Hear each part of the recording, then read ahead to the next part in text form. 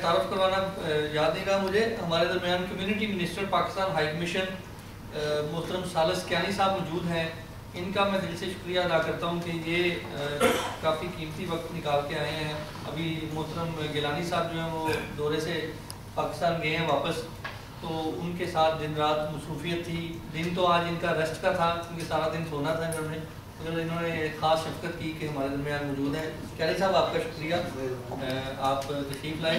اگر آپ کلام کچھ کہتے ہیں تو ہم آپ سے سنیں گے، یا پھر آپ اگر نہیں میں کوئی 1-2 منٹ لے لوں گا لیکن شاعری کی صورت. جی کیانی صاحب ضرور. بسم اللہ الرحمن الرحیم. آج کی اس پروقار تقریب کے صدر گرامی مائی لارڈ نذیر احمد صاحب، نہایت قابل احترام مہمان خصوصی فرد واسطہ صاحب، شرائع کرام، معزز خواتین و حضرات، السلام علیکم. ادب کی محفلیں ادب والے سجاتے ہیں، اور میں حق صاحب نے فرمایا کہ میرا ریسٹ کا ڈے تھا. حق صاحب میں کمیونٹی کی جو میری ذمہ داری ہے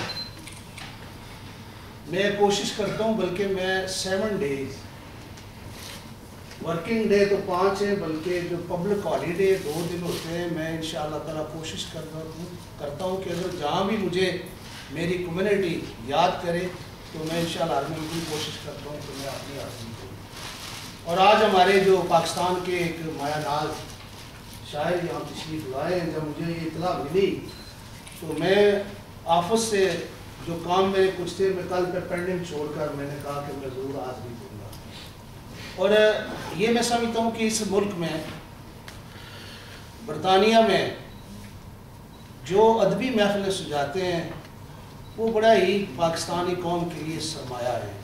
میں ایک لارڈ صاحب چھوٹی سی ایک مثال دے دوں کہ میں جس وقت کاؤنسلر تھا بلیک برن میں، I was first Pakistani counselor in Blackburn, it was 91. Urdu. Thank you.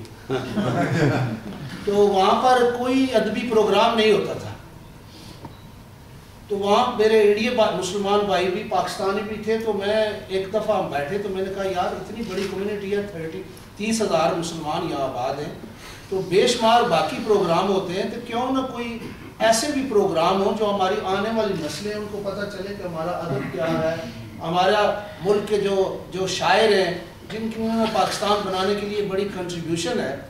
تو بہرحال وہاں پر ایک ہم نے آرگنائزیشن لارڈ صاحب بنائی، institute of Urdu culture and literature, اور اس کے انڈین مسلمان بھائی بھی اور ہمارے پاکستانی بھی مل کر اس کے آفس بیئر بنے.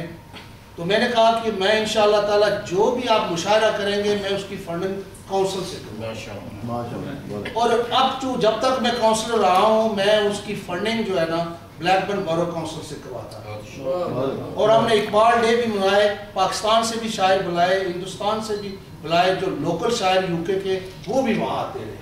لیکن میں یہ سمجھتا ہوں کہ یہ ہمارا ایک فریضہ بھی بنتا ہے.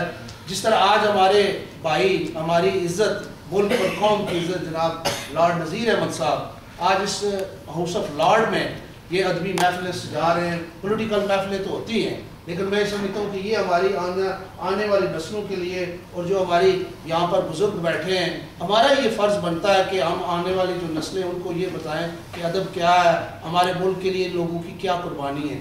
تو بہرحال ہم انشاءاللہ تعالیٰ میں جہاں بھی مشاعرہ ہو اگر مجھے کوئی یاد کرے تو میں ہر ممکن کوشش کرتا ہوں.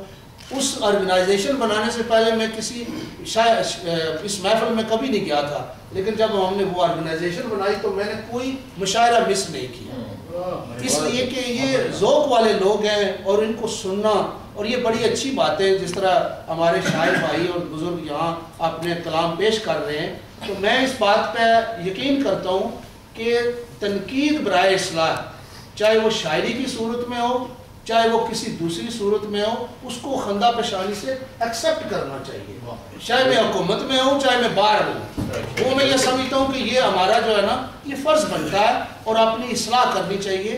اور یہ میں اور جتنے بھی ہمارے یہاں پر زیرک اور پولیٹیکل جو بصیرت رکھنے والے لوگ ہیں یا شاعر جو ہمارے دوست ہیں، اور ملک اور قوم کے آپ لوگ بڑا سرمایہ ہیں. اور میں ہمیشہ یہ کہتا ہوں کہ جتنی پاکستانی کشمیری کمیونٹی برطانیہ میں ہے یہ بڑے عظیم لوگ ہیں.